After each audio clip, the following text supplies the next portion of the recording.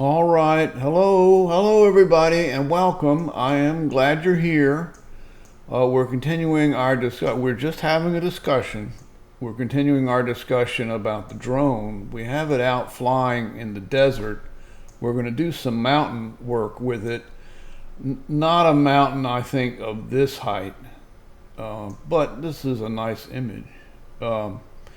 Colorado, maybe we're going to be in an area where there is or elevations to work through, and in addition there is some nicer lands down low that we can look at. Now they do tell me that I'm supposed to keep or bring myself into the movie, and I will try. I have a clear memory of the magic where you could put your finger up beside your nose and that would generate the magic effect. But Google says, no, that's not really one of the magic things. There's twitching of the nose in Bewitched. I'm not able to twitch my nose, but I'm going to try it, and we will see if I can get it to materialize me. I got my eyes closed, and it's up beside the nose, and we'll see what happens. Hello, welcome. I'm glad you're here. Of course, I will put on my computer glasses because they make everything easier for me to see.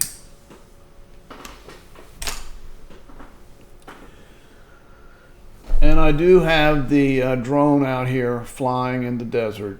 I wanted to talk about autonomy of the drone and how that's going to be done and the advantages it has, but it made sense to me to show what the drone can do,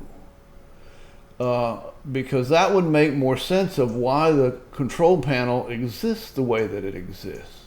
And we're going to be more in sort of these kind of mountains. Colorado, there will be some lower lands that will come out of. We'll go back over to Montrose Regional Airport. That's our next stop here.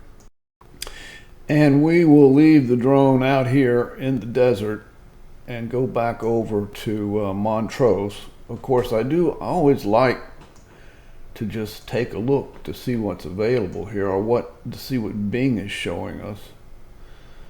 And Bing is giving us today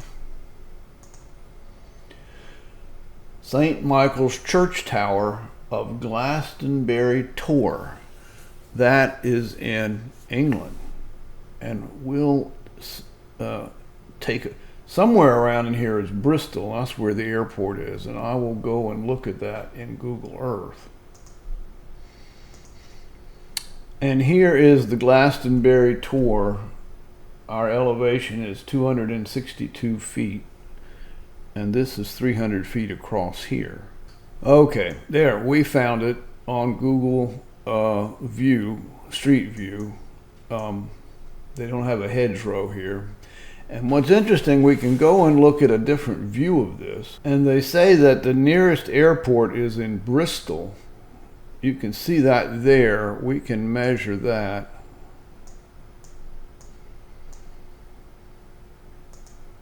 And okay, so it's 16 miles from the Bristol airport to Glastonbury Tor.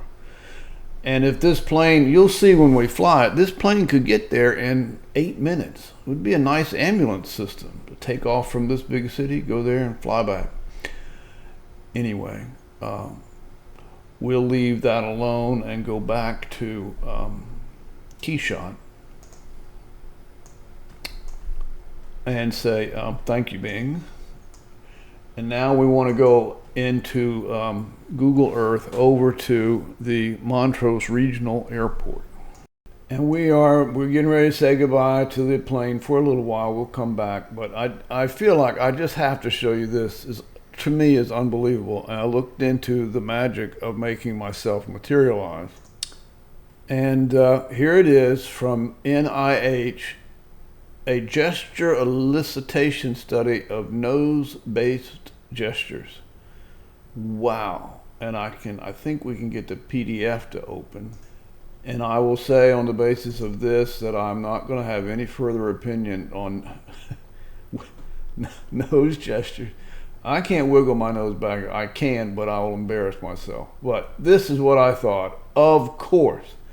Who knew how many ways somebody can do something with their fingers, their face, and their nose to get a point across? For your information. I'm not smiling. And with sadness, we will leave nose gesturing alone and return back to science and technology. We're headed for the Montrose Regional Airport. So we've come back to reality, and we're inside the hangar, and we're looking where the mannequins have brought the poster inside the hangar for me.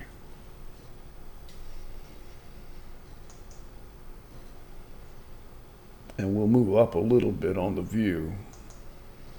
Here is my website and the menu. Discussions not about a piston robot. And then you go to this web page. Heavy lift drone autonomy discussions. And I am going to do some math discussions, and it's a PDF that I'm talking about. I'm going to put that PDF on the website so you can download it for free and look at it. And that way you don't have to try to keep up with what I'm saying. You can just listen.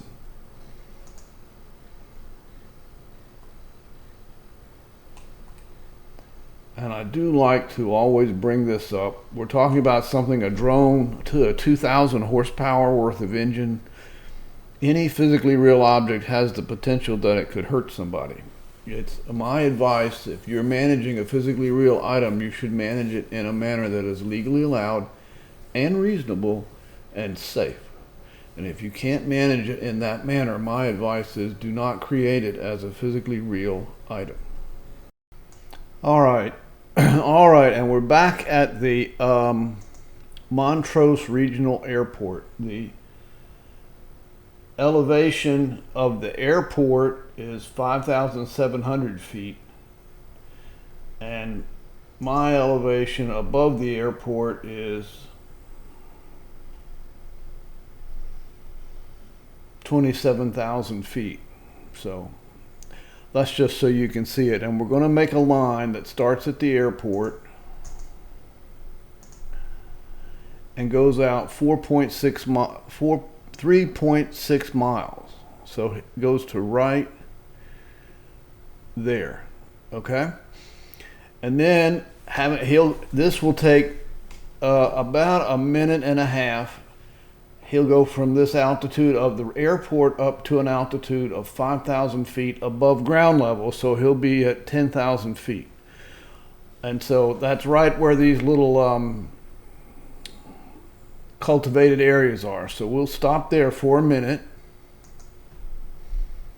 And I think they're going to want him to fly back, staying away from where people are. So he'll start here, fly 4 miles this way, come back across here where he's got some distance from the airport, and then come back to the airport to right there. So that is 17 miles. He'll be flying at 10,000 feet above the ground level, above 10,000 feet of barometric altitude, 5,000 feet above ground level, 17 miles at 125 miles an hour. So he'll be back on the ground in about 9 minutes.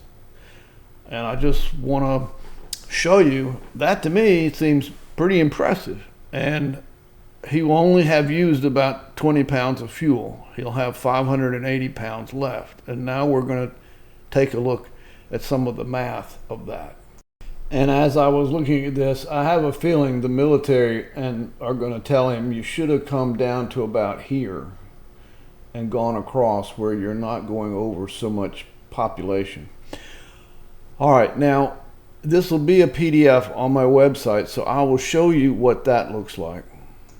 And here is my website, and we'll go to Not About a Piston Robot.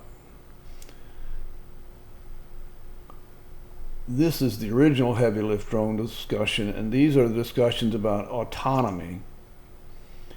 And I've already put some stuff. These are just the feet of the robot. I think the feet are cool. This is the PDF that shows how I'd established that this drone is feasible.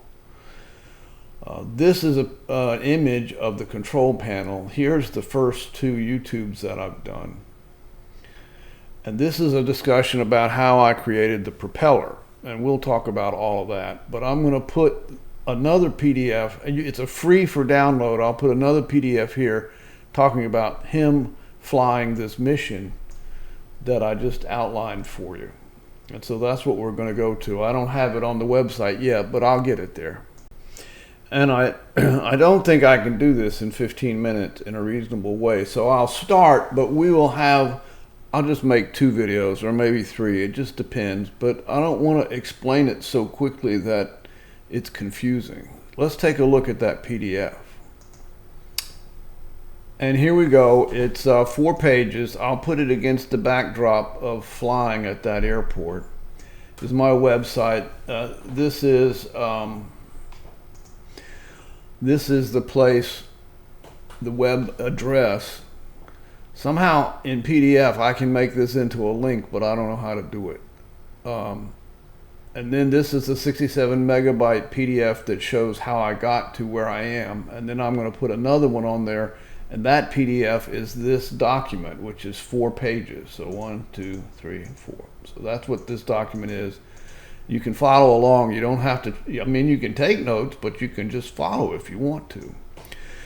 The drone is the weight of the drone plus 1,000-pound payload plus 600 pounds of fuel takeoff weight, 5,700 pounds. VTOL is giving 5,939 pounds of vertical lift. This requires 1,701 horsepower, using 13 pounds of fuel per minute or 0.217 pounds of fuel per second. The drone power is from 2 of the Rolls-Royce CTS 800 turboshaft helicopter jet engines. The specific fuel consumption for each engine is 0.46 pounds of fuel per hour per horsepower. The V2L vertical thrust is using power from both of these engines to run the propellers. Combined output is 1,701 horsepower, fuel flow rate of 0.217 pounds of fuel per second. Comes to 391 pounds of fuel per hour. And if each engine is using 0.106 pounds of fuel per second, so you multiply that times 2 and you get your 0.217 pounds of fuel per second. The original design for this drone was that the VTOL would create vertical lift in excess of its weight. So if you have a 5,700 pound drone and you have 5,700 pounds of thrust, it's not going to do anything. So I set it so that it would have 5,700 pounds of thrust plus an additional 239 pounds, and that additional 239 pounds was what would push the drone up in the air. And I realized because of the amount of fuel taken from VTOL, I don't think they're going to do what I thought. I thought they would go way up in the air over the forward operating base because that airspace is safe, but it just wastes too much fuel. They have 40 minutes of fuel, 600 pounds with VTOL. They have 3 to 4 hours of fuel with fixed wing flying. So I think it's going to happen in a different way. And she is just waving her hands and pushing her wristwatch at me. So I think this means I'm out of time.